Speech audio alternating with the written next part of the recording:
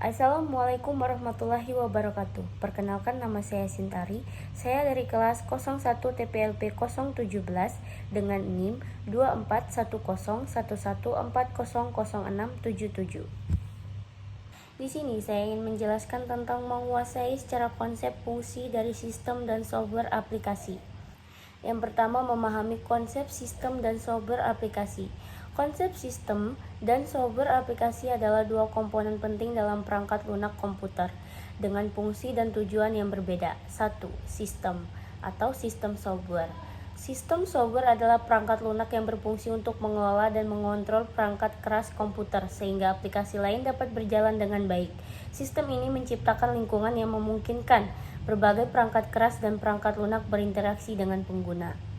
Contoh, sistem operasi OS seperti Windows, macOS, Linux, dan Android, serta perangkat lunak utility, misalnya antivirus, disk management, file management.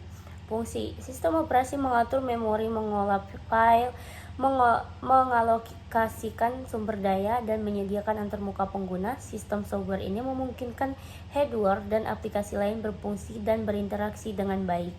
2. Software aplikasi atau application software.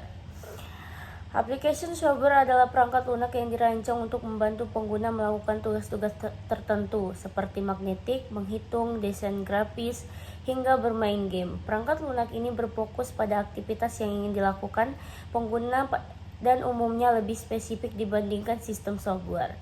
Contoh, Microsoft Word untuk mengolah kata, Excel untuk mengelola data dan kalkulasi, Photoshop untuk mengelola gambar, dan browser internet seperti Chrome dan Firefox. Fungsi software aplikasi memberikan sarana bagi pengguna untuk menyelesaikan tugas atau memenuhi kebutuhan kasus. Seperti setiap aplikasi umumnya memiliki fungsionalitas yang spesifik dan berfokus pada penyelesaian pekerjaan tertentu. Kesimpulan, secara sederhana, sistem software menyediakan platform dasar untuk mengolah sumber daya komputer, sementara application software memungkinkan pengguna menyelesaikan tugas tertentu di atas platform tersebut. 2. Memahami jenis-jenis software aplikasi. Software aplikasi terdiri dari berbagai jenis yang dirancang untuk membantu pengguna menyelesaikan tugas tertentu. Berikut adalah beberapa jenis utama software aplikasi. Aplikasi pengelola kata word processing software. Fungsinya membantu pengguna membuat, mengedit, dan mencetak dokumen teks. Contoh, Microsoft Word, Google Docs, WPS Official. Kedua, aplikasi mengelola angka. Spreadsheet software. Fungsinya digunakan untuk membuat tabel, melakukan perhitungan, dan analisis data. Sangat berguna dalam bisnis, keuangan, dan penelitian. Contoh, Microsoft Excel, Google Sheet, LibreOffice Calc. 3. Aplikasi database atau database software. Fungsinya mengelola dan mengorganisasi data dalam bentuk tabel sehingga dapat diakses, diubah, dan dianalisis. Contoh, MySQL, Microsoft Access, Oracle Database. 4. Aplikasi presentasi atau presentation software. Fungsinya membuat dan menampilkan slide presentasi untuk tujuan komunikasi, pelatihan, atau penemuan bisnis. Contoh, Microsoft PowerPoint, Google Slides, dan Keynote. 5.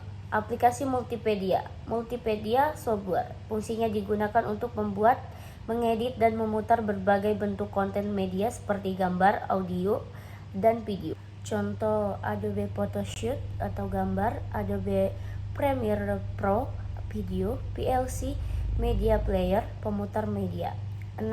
Aplikasi komunikasi atau communication software.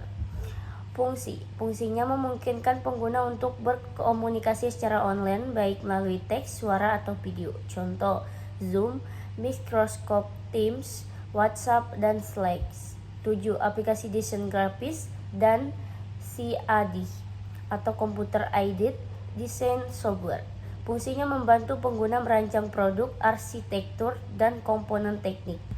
Contoh, AutoCAD, Adobe Illustrator, dan SketchUp.